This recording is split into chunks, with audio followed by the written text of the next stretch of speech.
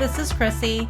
In this video, I am going to show you how to get started with search engine optimization in WordPress. And we're going to do this using a plugin because WordPress has some pretty good SEO features, sort of out of the box, fresh installation, but there's not a ton of customization that you can do, and you need to be able to add some HTML that you can't add by default. So first thing we need to do is go into our permalink settings. So we're going to go under settings and then permalinks in the WordPress dashboard. So I'm logged in there, and I'm going to set the permalink structure to post name. And you don't want to change this. So if your website has already been set up with day and name or month and name or something like that, then you probably don't want to change it. That can cause all kinds of issues. So if you've already done some SEO and you've already used one of these other permalink structures, then just leave it alone. But if you're just getting started, then post name is a good permalink structure to use. So after you set that, you're going to save your changes. And there we go. Now, by default, without installing a WordPress plugin, a SEO plugin, you're going to get a sitemap that looks like this, sitemap.xml. This is automatically generated by WordPress. So if I want to look at the page sitemap, this is what it looks like. It's not very exciting. If I view the source, you'll actually be able to see the XML, or you should be. Well, it's going to be kind of hard to see there, but that's the XML that's getting set for the sitemap. That's what is going to get submitted to Google Search Console or Bing Webmaster Tools when you submit your website to those search engines to index your site. So we want to make it look a little bit nicer, and we want to have a little bit more control over that sitemap. By default, everything goes in that sitemap, and I don't necessarily want everything to go in that sitemap. So I'm going to install a plugin. If you go to the plugins menu and then choose add new, and then here you're going to search for SEO, and you're going to get over 1,000 plugins are going to come up. I don't think all of them specifically do SEO. I think they're all SEO. Most of them are SEO related, and you can see there's like a caching plugin, translate plugin. But the first several ones are specifically going to add more SEO capabilities to your website. You've got Yoast SEO, which is the most popular. It's probably been around the longest. And then you've got Rank Math SEO, which you can see is also still pretty popular. All-in-one SEO, SEO Press, SEO Framework, and Slim SEO. And it's up to you which one you install. I'm going to install Rank Math. I tend to use Yoast, Rank Math, and SEO Press. I haven't completely settled on a favorite one. I'm kind of leaning towards Rank Math because the features that it's got some local SEO capabilities that for a lot of my clients are really important, and it's built into the free version. These all have premium versions. With Yoast SEO, the premium version, in order to do the local SEO, you have to pay for the premium. And I think it's actually an add-on to the premium. So you have to pay at least $100 a year to use that. And then Rank Math, it's included in the free, but there's some additional features that you can get with the premium or pro edition for Rank Math. And then SEO Press, I believe All-in-one SEO, they all have premium editions, but Rank Math it is for right now. So I'm just going to click on install now. And after it's installed, I need to activate it. And by the way, this website that I'm looking at is not on the internet. It's actually just a local on my computer. You can see that's why it's got that funky URL, but it is a local website on my computer. Now, one of the things that I don't like about Rank Math is in order to use the full capabilities, you need to create a Rank Math account. Not necessarily a bad thing. I just don't want to use it right now because the features that it's going to give me are features that I don't necessarily use in Rank Math. So I'm going to skip this, and I'll talk more about that in just a minute. And we'll take a look here at the settings. It's going to ask you if you want to do easy, advanced, or custom. You can't do that unless you pay for it. So I'm going to use advanced for my wizard and click on Start Wizard. And then you need to choose what kind of website this is because you're going to get different setup depending on what kind of website you've got. So this is going to be a small business site. And what type of organization. It's a cafe or coffee shop. So we're going to do that. And then you can give it a name. This is going to come automatically from the title setting in your WordPress settings under the general settings. But if you want to change that, you can. It's got an alternate name, personal organization. So, if the website, for example, I've got Website Success Academy is the name of my website, but the organization would be Pongos Interactive if I did something like that. You can also upload a default logo. This is the logo for Google or your search engine results, and then a default social share image. So one of the nice things about a lot of the search engine optimization plugins is that they also do some optimization for social. So if you upload the social share image, you're going to have a default image that gets shared anytime you share a link to Facebook or Twitter or X or whatever they call it now. That's going to get shared. And notice that the image for Google is going to be square, and the image for social, they are recommending a landscape image. It's going to be wider than it is tall. But I'm not going to upload those for right now. I'll just click on Save and Continue. And again, I'm doing the advanced setup. Now, here's where I was saying I would talk about it again, connecting to your Rank Math account. So you can see here that some of the benefits of connecting, I don't necessarily need them. So verifying the site ownership on Google Search Console, that's pretty good when tracking the page and keyword ranking is useful. But setting up the Google Analytics, this is actually a really useful feature, automatically submitting the sitemaps to the Google Search Console. But the reason that I don't need it for the Google Search Console ownership and connecting to Google Analytics is because I do use a different plugin for that. In particular, I use the Site Kit by Google, which is an actual Google plugin. So that's why I use it. It integrates with Google Search Console, Google Analytics, the Tag Manager, Google Tag Manager, Google Page Speed, which is going to show you your performance for your website, and also the Google AdSense. So it connects to all of those tools, and I think maybe one or two more, but it does all of that for me. So that's my preference, is to use that tool. I kind of wish that it did this, the automatic submission of sitemaps. It doesn't do that, but that's, if the Google people are listening, that would be a great feature to add to your plugin. But if that's something that you really want, then I would connect to the free Rank Math account. And again, it's free, so you don't need to worry about paying for that. All right, so right now I'm gonna click on Save and Continue.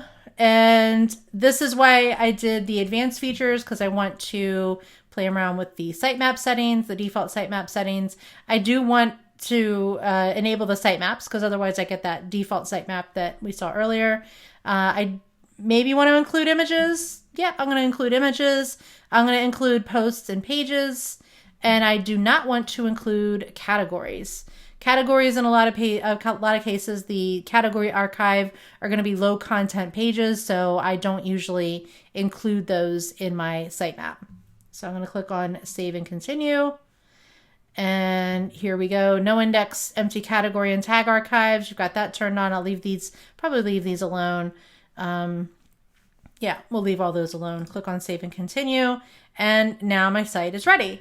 So I can go into my dashboard over here. And by the way, if you did want to upgrade to the Pro version, I believe for Rank Math, it's like $69 a year. So it's not very expensive, but you get a lot of functionality in the free version. So you may or may not have to upgrade.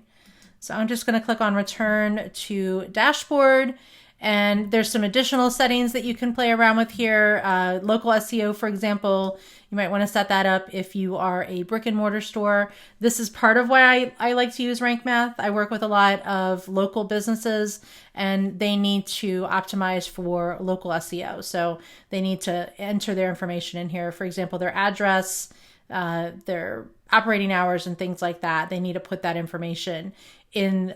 They need to optimize for that information because they're local businesses and they want to be returned on the Google Maps 3-pack, which is, you need to have a Google business profile in order to do that. And then if you optimize your website to go with that, then it can really help with coming up. So that's why.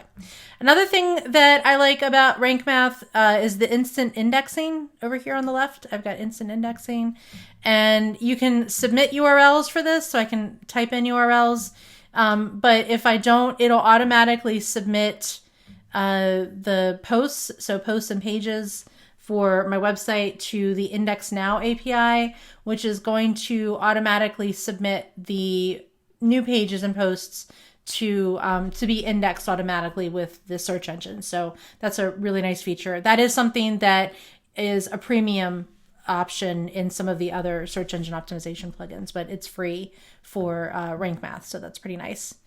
Now the actual SEO, this is the sort of site-wide SEO. The on-page SEO, the page per page SEO is going to be done in the posts and pages and whatever other content types you've got. So I'm going to go into my pages here and I'm going to go into this sample page. This is just a vanilla WordPress installation. Got my sample page here, and I've got two buttons up here in the top right corner. The one I'm concerned with is the currently red one. It'll change colors after I optimize, and I'm going to click on that to show me the rank math settings. And so the first thing we get is a preview of what the page is going to look like in the search engine result page. And you can see here it's going to have the URL. It's going to have the title, which I can edit, and it's also going to have the meta description, which is, for now, it's just going to show the text from the page. I can click on Edit Snippet, and then I can change the title. I can change the permalink here. Don't change that if you've already published the page and already shared the link, because that can break things. And then you can put in a meta description. This is, if you've heard the term meta description, that's what this setting is. So I can say this is an example of a meta description. I can't type today. For a web page. It's pretty awesome. You should try it. And one thing I'm trying to do is get that little bar right there to turn green. There we go. All right, it's green. You want it to be a certain length. Oops, I can't type again. You want it to be a certain length, so you can see here it turns green. That means that it's not too short, not too long. It's a pretty good length. And you can see what it looks like in the preview there. So let me close that. There's my snippet, also known as the meta description. And then I've got a few more bars up here. I can go into the advanced, and I can have this so that it's not indexed, which means that in the robots.txt file, which is a part of the sort of technical SEO, that it would ask the robots not to index this page. So I could do that and set it to no index, no follow, no archive, all that stuff. I can go through and change all of those. I'm just going to leave them alone. And then the schema markup is a pro feature if you want to have multiple schema, but by default it's going to be an article, and you can edit this if you needed to. So if you wanted to change it so that it's a blog post or a news article, you can do that. Let me close that. That's a little bit more advanced there. And then the other option we've got here is our social media preview. So you can see this is what it would look like if I uploaded that image, which I didn't do, the image that I showed you in those settings earlier. I did not upload that, but you can upload a image per page if you wanted to with this. So nice little feature there. And you can see what it would look like for both Facebook and Twitter. And let me close that. And just like you can with the snippet for search engines, you can change the snippet for, you can see the description. You can change the Facebook and Twitter description as well. So if I go back to the general settings and I scroll down a little bit, you can see here I can add a focus keyword. So let's say that the focus keyword is meta description. That's just a sort of one I'm just picking. You can add a few. I think you can add 5 with the free edition of Rank Math. I can't remember, but you can see here it's going to tell me things that I need to fix. So for example, it says focus keyword does not appear in SEO title. So I'm going to change my title to meta description. And you can see, there we go. Hooray, you're using focus keyword in the SEO title. So the goal is to go through and make all of these turn green. So it's going to tell you what you need to fix, and then you need to go through and fix them. So it's got your basic SEO, your additional SEO, which is going to be your, basically this is like your on-page stuff. So your headings and your images and other things like that. It's going to also give you some things about your readability, your title readability, and also your content readability. So, you can see here, they want you to use a table of contents plugin. All right, so you want to go through until this turns green. That's your goal. So you can see it went from like, I think it was like 11 or 12 up to 51 just by fixing a couple of things. And it just needs to get better. This other block over here is if you wanted to do some content AI. This does require connecting to that free Rank Math account, and then you need to get credits to use it. So the credits aren't necessarily, I think you get a certain number of free credits per month, but this is just a way to connect your AI to your website. So once you're done with this, you're going to click on update. And I do want to just show you real quick what it did. I'm going to view the page, and then I'm going to view the page source. Don't worry, this is code. It won't hurt you. So it added, Rank Math added all of this code for me. So you can see here it added the meta description, the meta robots, and a bunch of other properties for my open graph, which is what you would get for Facebook, and then some Twitter meta information. So it's adding all that for me, and that's gonna tell the search engines and the social media platforms that, hey, this is the information for this particular page of content. So yeah, so that's pretty much it. There is a lot more to it, but this is for as far as the basics. This is just for getting started. Rank Math, again, really good SEO plugin. Yoast is a good one. SEO Press, they're all really good. They have varying levels of complexity and features, so take a look at them, see which one is going to work the best for you, play around with them. I do recommend installing each one and trying each one out. You can't have, or you shouldn't have all of them active on a single website at the same time. So more SEO plugins does not mean better SEO. They can sort of conflict with each other and cause problems, but you do want to install at least one. Well, you want to install one on your website and use that one after you've settled on which one you like. So I hope you found this useful, and thanks for watching. I'll see you in the next video.